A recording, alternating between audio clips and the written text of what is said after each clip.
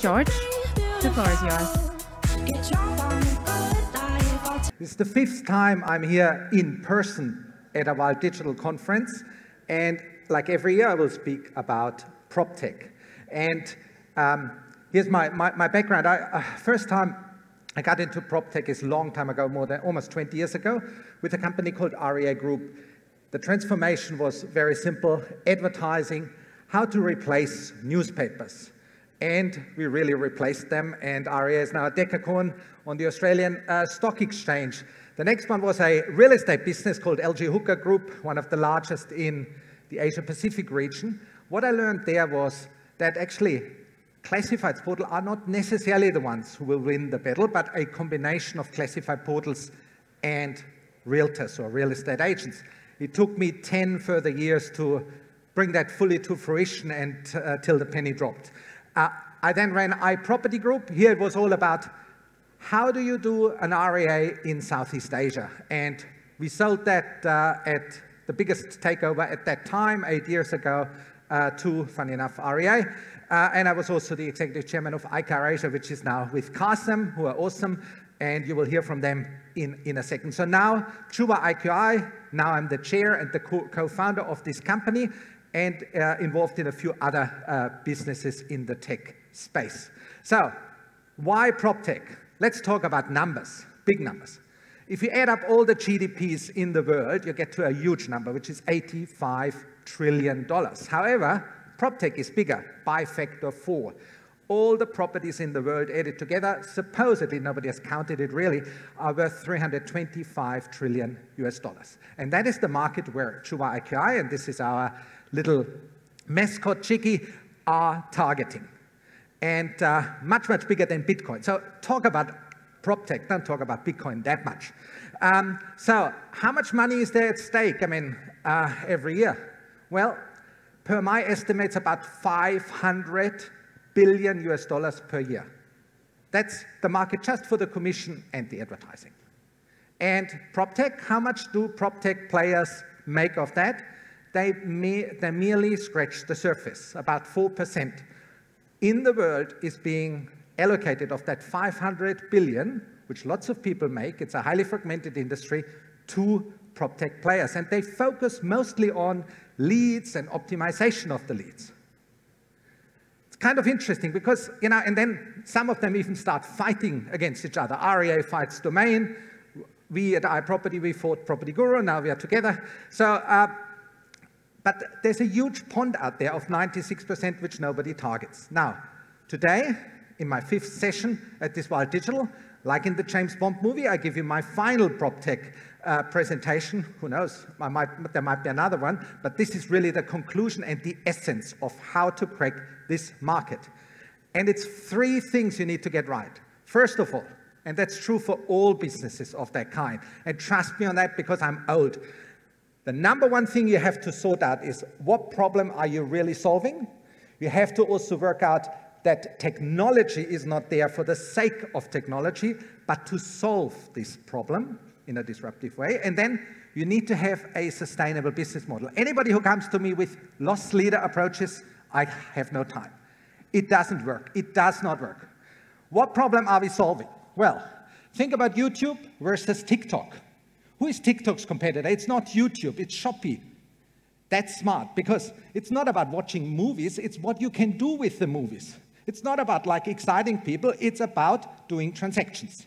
So if you picture yourself as somebody who owns a property, and you want to sell your property, a lot of Proptech players will come to you and say, we save you money on the transaction, we do it at half of the commission rate.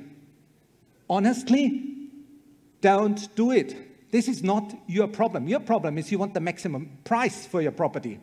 And yes, you can deduct a few % of it, but if you get twice the price, you're better off. Unless you want to really save fees, but not get much for your property. This is really important. Number 2 is, lots of Proptech players believe the more stock, the better. Well, we've learned from Netflix that the volume of content is not key. Nobody gets happier with maximum freedom of choice So you need to use technology to give people what they really want rather than throwing every property on them. Other thing, what's the biggest roadblock? Financing and title transfer. But financing is the issue.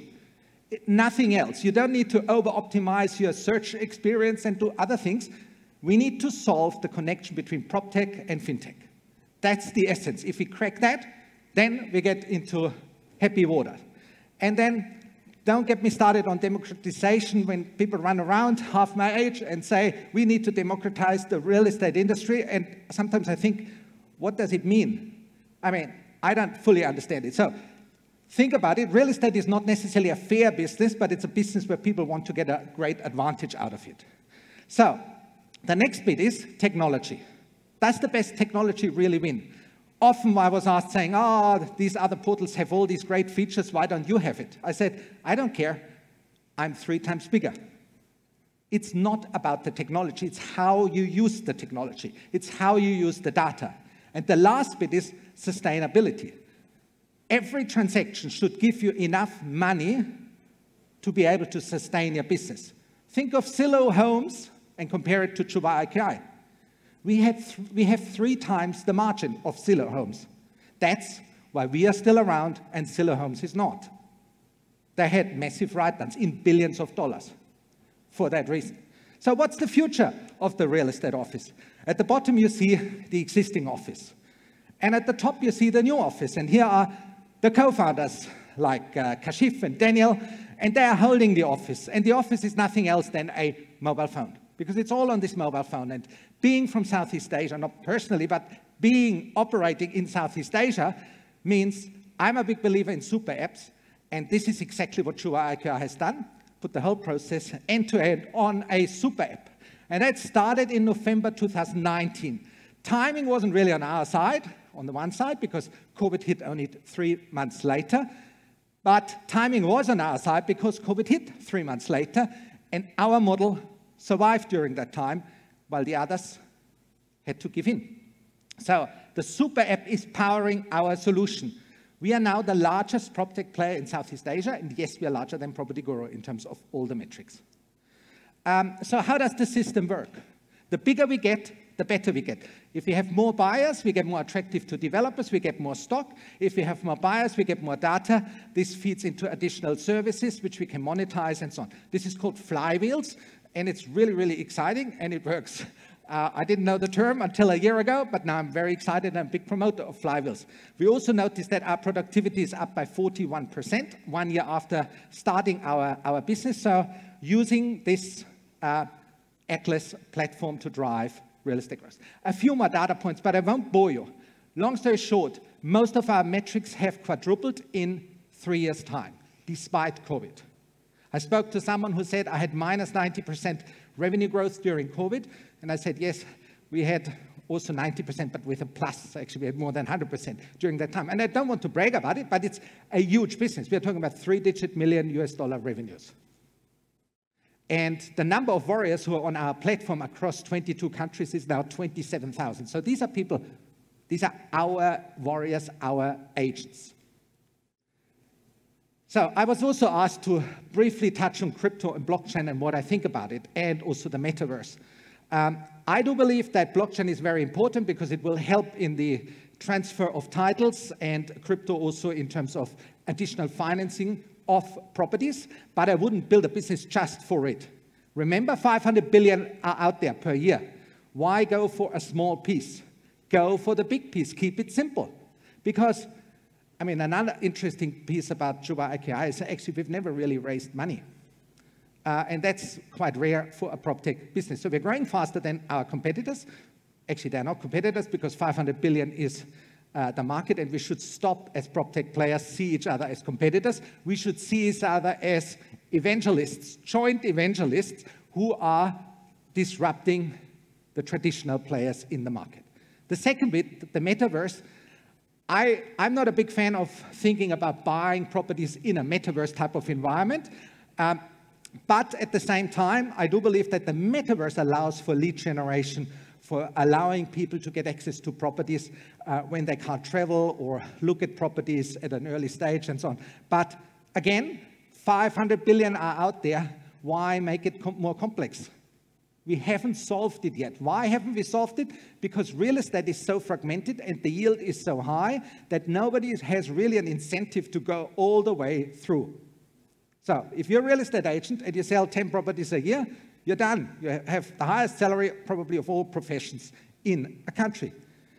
So the other question I was asked about is my personal opinion, this is the bonus round, about Bitcoin. Now, people say it will crash and nothing will be left and so on. I disagree. It's not a tulip mania, because in the tulip mania, there wasn't really a business problem solved, very honestly. So it's a bit more like, tulip mania is a bit more like NFTs. There are some people who like it, other people who don't like it, but there's nothing there. But anything to do with a platform which solves business problems has a future.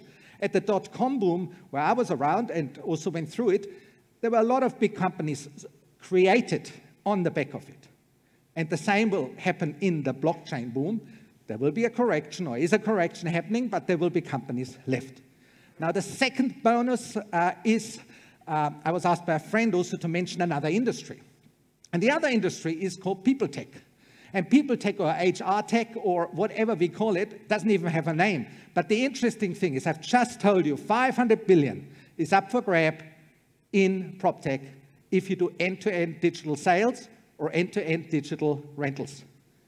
In people tech, there's 2 to 5 times more. So that's a market of 1 trillion or more, where you can really solve problems. When I say problems, it's little things like, I once joined a company which presented a few wild digitals ago as a CFO, and I rocked up and nobody knew I was coming.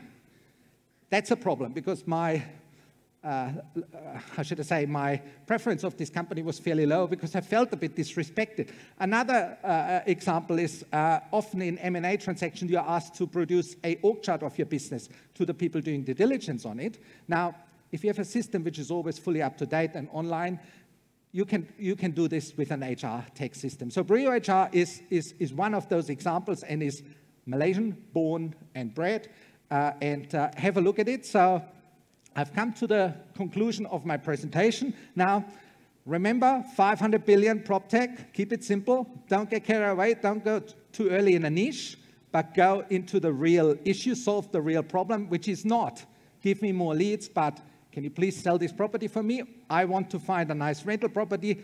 All these problems which real people have, because it's called real estate.